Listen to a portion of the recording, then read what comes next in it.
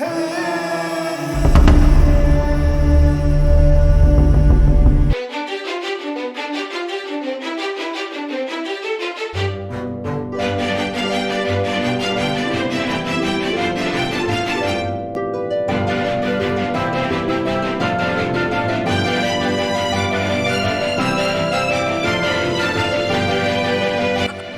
ranke ya daɗe, sani da zuwa kin fito? Sannu ka dai.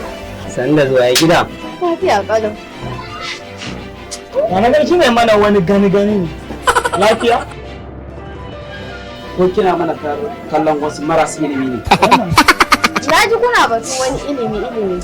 Tambaya kwa ɗaya zan muku duk wanda ya ce shi zai samu soyayya na.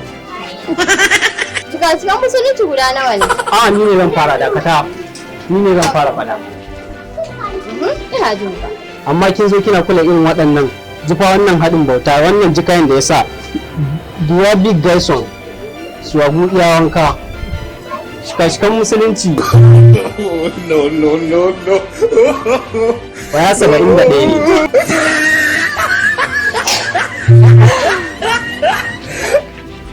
Ko zan iya jin naka? Ina jin sun kai 18. What the fuck?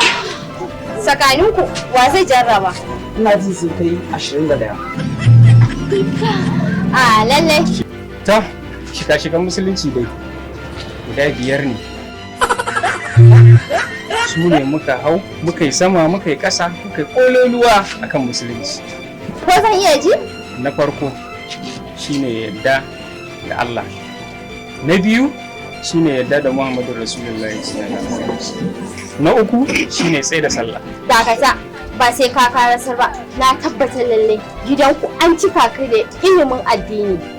Kai ne ka dace da mu yi soyayya har ta kai mu ga aure. Kai ne ka dace kuma da rayuwata. Ko kuma sai ku koma wajen malamanku ko kuma iyayenku a ɗaura muku don koya. In kun je gida na gaba, kwa san me za ku faɗa. To gases, a zuwa ƙara gaba. Mu muna ci.